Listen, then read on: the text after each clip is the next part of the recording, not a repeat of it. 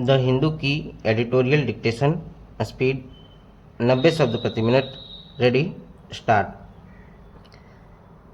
पिछले महीने या उसके आसपास जब से सुप्रीम कोर्ट ने भारतीय स्टेट बैंक को राजनीतिक दलों को चुनावी बॉन्ड के जरिए हासिल हुए चंदे की जानकारी को सार्वजनिक करने के लिए मजबूर किया है, तब से इस संबंध में उजागर होते विभिन्न विवरणों ने 2018 में भारतीय जनता पार्टी की अगुवाई वाली सरकार द्वारा इस योजना को पेश किए जाने से पहले से विनियामक एवं नीति निर्माण संस्थानों में इसके विरोधियों द्वारा जाहिर की जा रही सबसे बुरी आशंकाओं की पुष्टि ही की है। एक संयुक्त जांच जिसमें हिंदू ने भी शिरकत की में यह पाया गया कि 2016-17 से 2022-23 के दौरान 1 लाख करोड़ रुपए से ज़्यादा का घाटा सहने वाली कम से कम 33 कंपनियों ने लगभग 582 करोड़ रुपए का चंदा दिया, जिसका 75% हिस्सा सत्तारूढ़ भाजपा को गया। घाटे में चल रही कंपनियां पर्याप्त धनराशि चंदे में दे रही थीं। लाभ कमाने वाली कंपनियां अपने कुल लाभ से ज़्यादा का चंदा दे रही थीं। कुछ दाता कंपनियां शुद्ध लाभ या प्रत्यक्ष करों से जुड़ी जानकारियां नहीं दे रही थीं।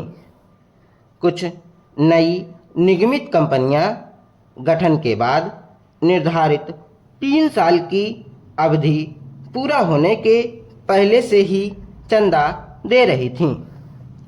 नियमों को तोड़ने और फंडिंग के संदिग्ध स्रोतों की फहरिस्त काफ़ी लंबी है। इन चंदों की प्रकृति कई सवाल खड़े करती है। क्या घाटे में चल रही ये कंपनियां धन शोधन का काम कर रही थीं? क्या लाभ हानि की सूचना नहीं देने वाली फर्में मुखौटा कंपनियां या सेल कंपनियां थीं? क्या भरपूर लाभ कमाने लेकिन काफ़ी लंबी अवधि से कुल प्रत्यक्ष करों का भुगतान नहीं करने वाली दाता कंपनियां कर चोरी में लगी हुई थीं? ये सभी सवाल पहले उठाए गए अन्य सवालों के पूरक हैं। क्या प्रवर्तन निदेशालय और आयकर विभाग जैसी एजेंसियों को जांच के घेरे में आने वाली कई कंपनियों के सत्तारूढ़ पार्टी को चंदा देने वाले महत्वपूर्ण दानकर्ता होने का तथ्य इस बात का एक संकेत है कि इन एजेंसियों का इस्तेमाल प्रतिदान सुनिश्चित करने वाले एक साधन के रूप में किया जा रहा था। भारतीय रिजर्व बैंक और भारत निर्वाचन आयोग के अधिकारी इन आशंकाओं पर जोर दे रहे थे कि इस बॉन्ड योजना का इस्तेमाल धन शोधन, मनी लॉन्ड्रिंग और कर चोरी में किया जा सकता है। फिर भी केंद्रीय वित्त मंत्रालय इस योजना को आगे बढ़ाता रहा। इस योजना के लागू होने के 5.5 सालों के दौरान विभिन्न राजनीतिक दलों ने चुनावी बॉन्ड के जरिए हजारों करोड़ रुपए भुनाए, जिसका बड़ा हिस्सा भाजपा को मिला।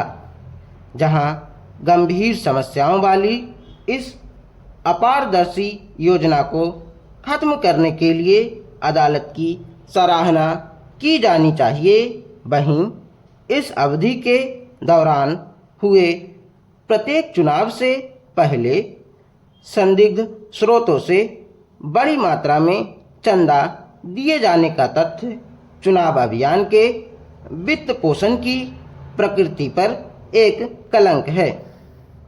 अब जबकि देश की राजनीतिक व्यवस्था आम चुनाव के प्रचार में लीन है, ऐसे में चुनावी बॉन्ड योजना के प्रभावों का आकलन करना मतदाताओं पर निर्भर है।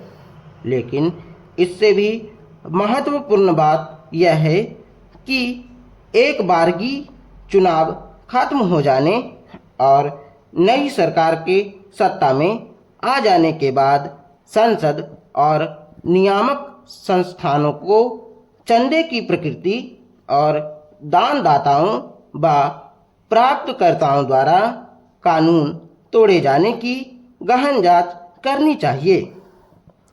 न्यायपालिका को इन संस्थानों को प्रोत्साहित करना चाहिए। एक स्वस्थ लोकतंत्र के लिए चुनाव अभियान और चुनावी वित्त पोषण की सफाई जरूरी है। धन्यवाद।